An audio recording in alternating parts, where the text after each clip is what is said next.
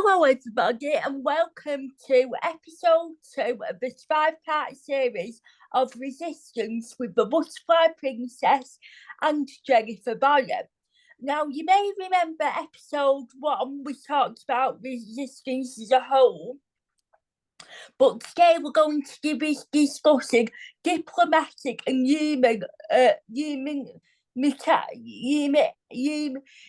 diplomatic and humanization resistance. So we're going to be discussing different things today, and we're using different examples of different diplomats and so forth. So I will pass you on to Jennifer now, where she can explain what this is. Firstly of all, hi Jennifer, thank you for joining me again. Hello, thanks for having me again. So what do we mean by diplomatic resistance? Okay, so obviously, we look around the world now, and every country has diplomats from other foreign countries to try and maintain a positive relationship, right? And so in the 1930s and into the 40s was no exception. So when Hitler took over, and then ultimately the Holocaust began. There were a variety of foreign diplomats in Germany and other Nazi occupied countries who basically used their position and their connections to help rescue Jewish people who were most at risk. And so, America had its own diplomats all over Europe, as did Britain. And in some countries, they were very helpful, in others, maybe not. So, for example, in America, there was a lot of anti-Semitism in America at the time. So oftentimes foreign diplomats in Germany, France, Netherlands, Poland, they were not as keen to necessarily help out. And kind of because the State Department told them to, made immigration to the United States incredibly difficult.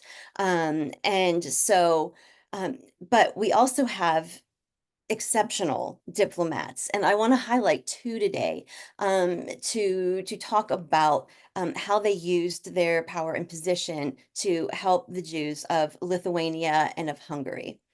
So the first person I would like to highlight is Chiune Sugihara. He was from Japan, and he was the vice consul to Lithuania.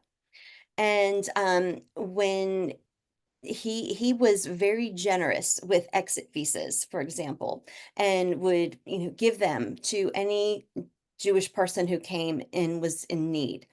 And this was really rare because if you take, for example, in France, because of the anti-Semitism and xenophobia that was so embedded there, the foreign diplomats there were more inclined to kind of shut it down because they knew that most places didn't want these refugees, right? The immigrants are always, they're the most in need, yet they're the most discriminated against. And, then now, it's kind of just a theme in history almost.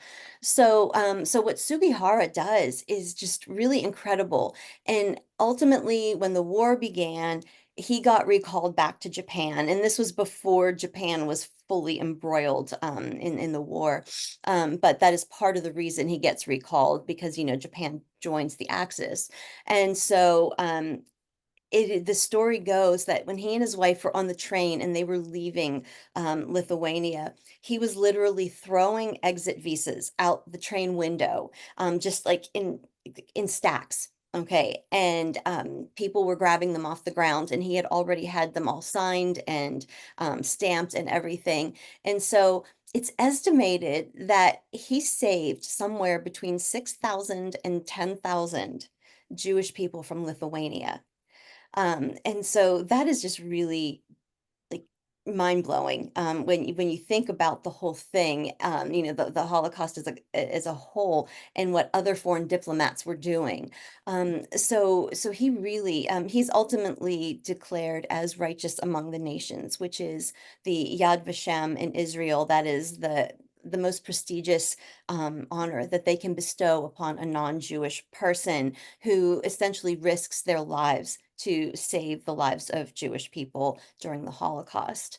And so he is just a really remarkable human being. And definitely, if viewers want to look him up, the United States Holocaust Memorial Museum has an encyclopedia. And if you look him up there, they have a really nice summary of who he was. And so he's the first person. The second person that I wanted to highlight is a man named Raoul Wallenberg. He was a Swedish diplomat and he was the consul in Hungary. And he basically saved Jewish people of Hungary through the purchasing of real estate. I mean, he did give out as many of the visas, exit visas, as he could, but things were when the Nazis finally got to Hungary and like things just went down very quickly there. Hungarian Jews were safe for a really long time, and then all of a sudden it was like everything all at once. And so he recognized the need that like it's going to take time sometimes to process these things. And so what Jews really need here right now is a safe place. And so near the Swedish embassy, Sweden purchased several buildings. And if you remember, when you are a foreign diplomat and your embassy is in a foreign country, that embassy is technically your country's property. So when you are in the Swedish embassy, it is like being in Sweden. And so same with all these buildings that were connected. And so he was able to through the blessing of Sweden, they were neutral at the time, and it was really they helped tremendously. In our last episode, we talked a little bit about Denmark and how the Danish were able to rescue like 90% of their Jews because everyone cooperated and they were sent to Sweden. And so Sweden in Hungary, Raoul Wallenberg buys, these buildings, and Sweden buys these buildings. And so he hides all of these Jewish people, and he saved tens of thousands of Hungarian Jews just through those small, I shouldn't say small acts, it's seemingly small acts, but they were huge because they saved lives. Um, and so, these people were sheltered until they could get out or stayed hidden until the end of the war. And I think it's important to talk about the impact of that diplomatic resistance. On one hand, in Lithuania, we have Sugihara, who rescued somewhere between 6 and 10,000 Jews. And this is a really great example of seeing how much those small acts impact future generations, because it is estimate that through those people that he saved in Lithuania, there are over 40,000 descendants alive today because he rescued them. So the Jewish Talmud has a saying that roughly talks about when you save one person, you save the entire world. And that's what they're talking about. He saved all these people, and through saving them, future generations are able to exist. And think about what the Nazis' main goal was, which was the complete annihilation, of European Jewry. And so him saving them, plus all those future generations that are alive, completely like negated that desire to annihilate them. Because he saved them, we still have Lithuanian Jews today. And Lithuania, by the way, will lose 90% of its Jewish population to the Holocaust, which is like one of the highest death tolls in terms of percentage wise of population. So what he did was just incredibly wonderful and had a future impact that will continue on throughout history. Um, Wallenberg's story isn't quite as happy. Um, Although he saves all of these people and is just revered even today by the Jewish community. In fact, the Holocaust Museum in Washington, D.C., they named the place where it is located as the Raoul Wallenberg. Well, it's on Raoul Wallenberg Street in this area named after him because of what he did. But in 1945, when the Soviets came in and liberated um, Hungary, he was captured by the Soviets because they believed him to be a spy, and they arrested him, and no one has ever heard from him again. He completely disappeared, as so many people did because of Stalin's actions.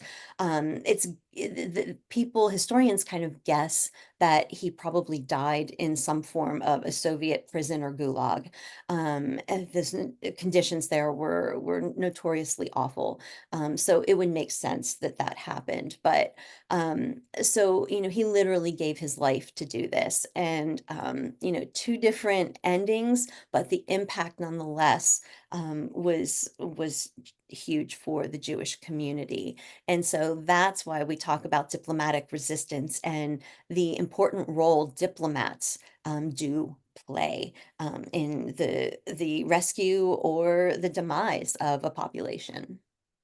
Oh, and just to follow up on something, you mentioned there when we were talking about them two examples, some encyclopedia. Could you tell us a bit about that and how people can access that? Can be accessed online and stuff. And Yes. So if you go, oh, I don't know I don't have it. If you go to ushmm.org, and look for their yeah, USHMM. So United States Holocaust Memorial Museum. We lovingly call it USHM. But you go to their.org and you'll see they'll have access to the encyclopedia there. And so you can just go straight on there. You can type in any Holocaust term, any person, any town, and they will pull up all kinds of excellent information. So I strongly encourage. I think it's a really great resource. That is one of the number one resource I recommend to teachers and students. So thank you all. I will have a look at that. We'll just send it in an email over the address or something. That'd be yes, really helpful. absolutely, absolutely.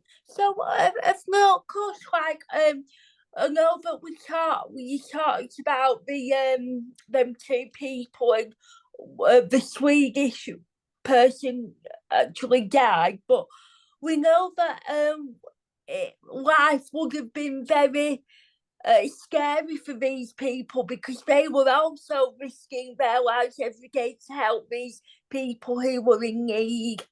Yes, 100%. I mentioned it in last episode, but in case people didn't see it, I think it's important to reiterate that even though we're talking about nonviolent resistance, the consequences were the same. And that is they could be arrested, tortured, put in a concentration camp, or murdered. So, the risks were real, they were terrifying, and it really speaks volumes, I think, of the character of these people. So the other part of this episode that we're going to talk about is humanation. Can't pronounce Humanitarian. humanitarian resistance. What is that? What? Okay. So yeah, humanitarian resistance. I'm going to define it the way Nancy Levenfeld is one of the historians that I became familiar with who specifically studies humanitarian resistance.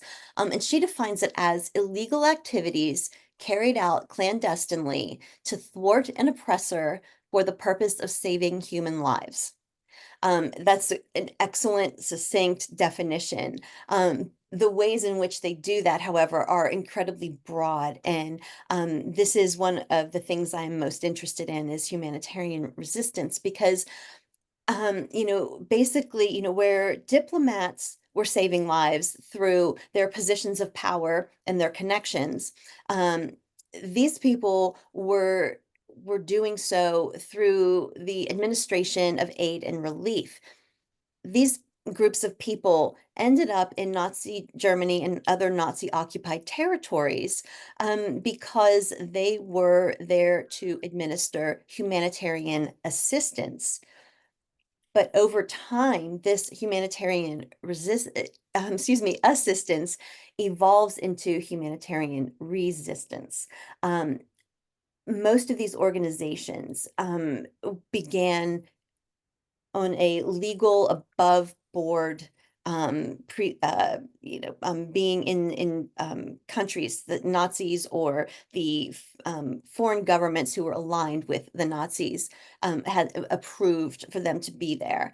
A lot of Jewish agencies came in, and this is really important because, again, we've talked before about how um, a lot of people believe that Jewish people didn't fight back, and they did, and we've talked about that, and we're going to talk about it again in the future. But one of the ways they fought back is through humanitarian aid and resistance, and they sent in, the Jewish people have long had to support their own people who are in need because of anti-Semitism and them being, expelled and put in ghettos and things like that. Governments weren't very helpful to Jewish populations, and so when there was poverty, when there was starvation, the Jewish people had to come together and create organizations to help their own people because nobody else would. And so there were a wide variety of Jewish organizations, humanitarian organizations, who were present in all of these countries that were occupied by the Nazis. But there were also other international organizations that were there, very familiar ones like the Red Cross, the Quakers, who we've talked about a little bit before, but the American Quakers as well as the British Quakers, other religious organizations like the Mennonites were present. Two very, well known to the Mennonite community are Martha and Wait, what's her name? Wait Still. I can't remember the last name, but they were in Germany, and in fact, she she kind of sacrificed everything she was and had in order to help Jewish people. It took a real emotional toll on her to see not only, how awful they were being treated, but the constant walls that they kept running into and the roadblocks that kept being put up. And she kind of became all consumed with it. And ultimately divorces her husband, and like 'cause she just kind of it just takes everything that she has. So, when you think about the sacrifices that people make to help others, a lot of times we think of it in terms of their lives, and we don't think about it in terms of being alive or dead. We don't think about like the emotional toll that it takes on someone's life. And the things that she saw, were clearly, my guess is by modern day terms, she probably developed severe PTSD from seeing all of this stuff. And so we've got, people like that there. The Quakers who, in our last series, I talked about that they are the American Quakers, specifically the American Friends Service Committee, which was their humanitarian aid branch. They were present throughout Europe, and especially in France and French North Africa. And they often worked in tandem with the British Quakers and to offer aid. But as the war went on and the Holocaust went on, that also extended into rescue. And so we we're going to look at those two groups. So the first thing I want to focus on is kind of that Jewish um, humanitarian aid that was given. One of the most impactful groups, I think, was a group called in France, they called it the OSE. It was the Children's Aid Relief Organization, is basically, and the OSE was the acronym, but it's OSE, which is French for the Œuvre de Secours des Enfants. And so the French started calling it the osé because in France, it plays off of the French language and oser as the verb for to dare. And I just think that is such a cool thing because like they were daring to rescue people who weren't supposed to be rescued. They were, risking their lives in order to do this. And so, but specifically, especially in the south of France, and the Osé actually began in Russia in the like 19 in the early 1920s, and it moved to Paris when the Russian Revolution and everything kind of settled in, and it was clear that the Soviets had taken over, the Bolsheviks. And so they moved to France, but they are an international organization. Um, but they had a lot of Jewish women who were trained in social work, working for them, and they were stationed all across the various camps in the south of France.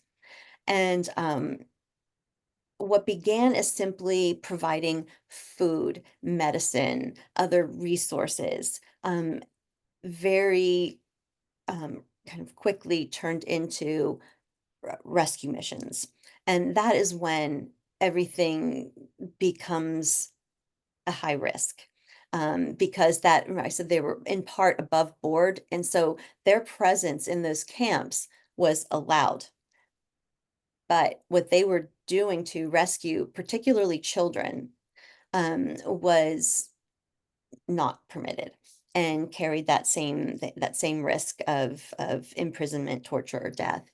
And so these women literally risked their lives, and there were men too, but it was especially the young women, because more women had training in social work than men did, because it is considered a more feminine sort of job. And their job, Simone Lippmann was one of the women that I focused on when I was writing my dissertation. And she talked about the emotional toll of what they did. First, what they did was they had to convince parents to give up their children, because that was the only hope of saving them, was getting them out of these camps. Now, these camps, things like Gers or Rivesaltes, Les Milles in the south of France, they were horrible. They were just deplorable conditions, and just like in Gers, for example, they just had like mud everywhere and very few places for people to wash themselves or clean their bed sheets, so it was just dirty, and disease spread rapidly. Children and the elderly are always the most vulnerable populations when an epidemic or a pandemic comes around, and so this was no exception. So a lot of children were dying. Plus, as the Nazis began to, and in this case, Vichy began to mobilize Jewish people, and get them from these internment camps into transit camps and then over to Poland, to the death camps. It just became really urgent. And these children were sent oftentimes with their parents. And so they had it was easier to find families and other like church groups to hide children than it was to hide adults. But that also came with a lot of complexities, because these children had to be given a new identity, and that was one of the other things that these social workers did, they would work with other networks to get false documents, and these children would become they would end up with a French sounding name, or wherever country it was, whatever that nationality was, a Dutch sounding name or a Polish sounding name. And then they were assigned Christianity as their religion, specifically in France, Roman Catholicism. And if you're not familiar with Roman Catholicism, there is a lot of ritual.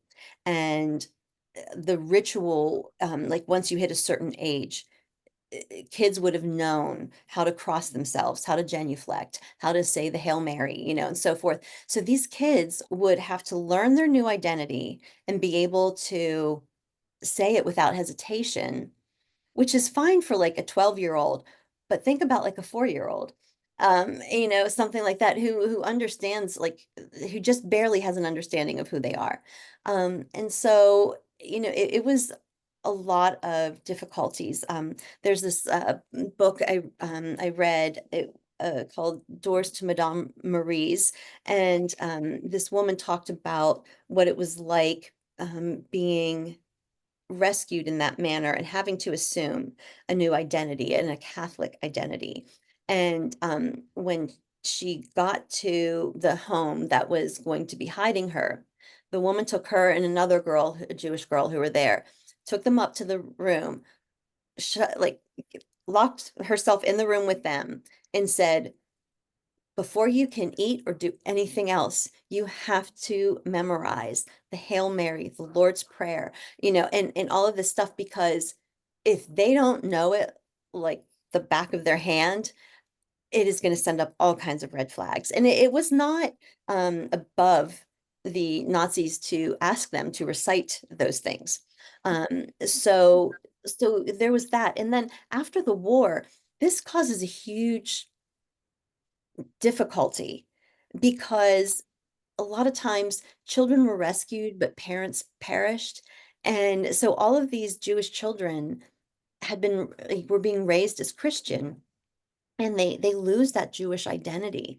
And so there was a lot of the groups, the Oze, they kept excellent records of where every child was. To the best of my knowledge, no group that did this lost any children, like couldn't figure out where they went. They kept tabs on them, and after the war, tried to get them back to other family, to get them back to their Jewish roots somehow. Um, and so there was just so many moving pieces and so many um, things to consider, to make this all work and run smoothly, so that, they diminished the risk. And in the end, that the Oze, they continued throughout the whole war to take care of over 6,000 children. And under their care, fewer than 100 of them were captured by the Nazis, and sent to camps.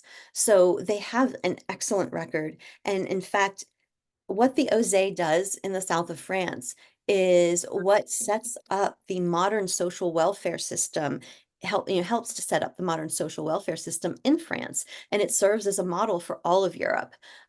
So that social work aspect of it all is hugely important, for the future of France. But but yeah, so we've got the Jewish organizations, and there are other outward Jewish organizations, like the Joint Distribution Committee or the American Jewish Committee or the UGIF, these were all over the place, and they helped fund a lot of things. They were the ones who had access to the purse strings, basically. And so they did the funding while these more localized groups carried out the rescue missions.